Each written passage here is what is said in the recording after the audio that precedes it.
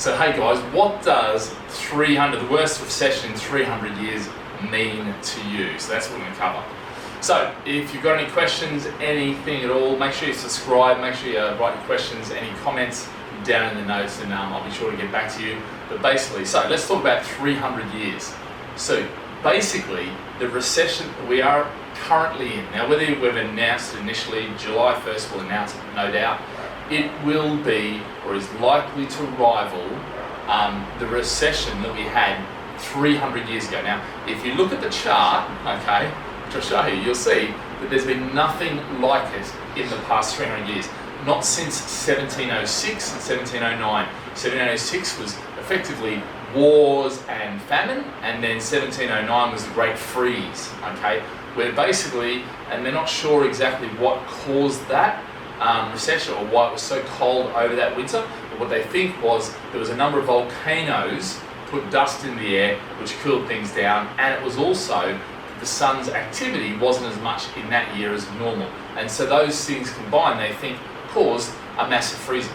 Now what happened was, and why it lasted 2 years actually before you got rid of it, there was wars going on. Okay, so you had Sweden invading Russia, which seems a bit weird now, but that back then that's what was actually happening. They ended up losing, and actually that was the start, if you like, of the Russian Empire, you know, greatness and all that sort of stuff. You had Britain and France that were fighting as well in the wars of succession. So basically there's a lot going on, but the most important thing was that because of this freeze, it ruined the supply chains. Okay, now if you think back to then, well not that you think back to then, but what was interesting then is there wasn't as much international trade.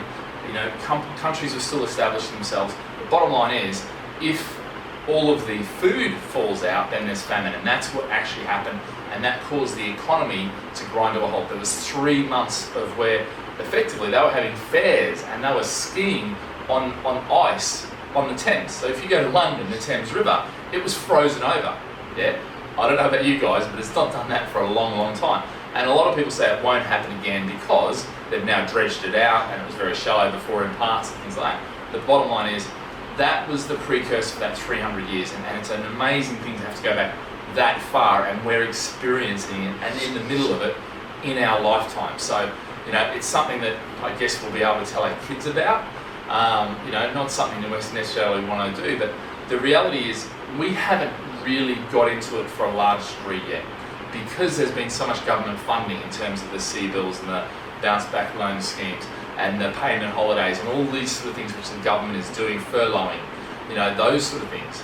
You know, it hasn't really got into it. We've still got to, and July 1st will be the start of it, the start of the real negativity from the media, which you've got to guard yourself against, and really, you know, the weaning off of the furloughing all the way through to the start of November. You know, and that's really where, I mean, anyone who says they know what's going to happen and tells you they know and reverts back to data and all that is full of, I won't say it, but basically nobody knows what's really going to happen, because if you think about it, if we want to go anywhere near what it was like, we're going to go back 300 years, records weren't that. Britain was still the, you know, Great Britain. It was the ruler of the world. It was the, you know, what the US is, and actually, you know, so there's just no comparison, and there is no comparison economically. So, you know, the bottom line is, the good thing is that there is a plan, there is a strategy. It is a good one, but the more they dump in now, the more that's got to be paid out at the back end. So whether this is a come out that then is very lulled for the next, you know, 5 years, 10 years. I mean, Britain or UK has just come through 10 years of austerity. So, you know, whether we keep going, staying in austerity, or whether or not, we'll see. But the reality is nobody knows, and don't let them tell you that they do, okay?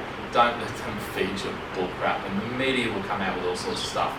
You know, what you have to do right now is work out how this affects you, how it's likely to affect you, and then work on getting your finances in order ASAP, yeah, to make sure you can survive what will be at least the next 6 months, okay, of recession, and potentially next 18 months, and it could be beyond if things go wrong, you know, if the government doesn't do what it should do, all right? So anyway, that's really got to be the focus now. But look guys, any questions you've got, you know, pump them in the comments, make sure you subscribe, and we'll chat real soon. But stay safe, stay healthy, and yeah, let's get onto the recovery belt as soon as possible. All right, see you later, bye.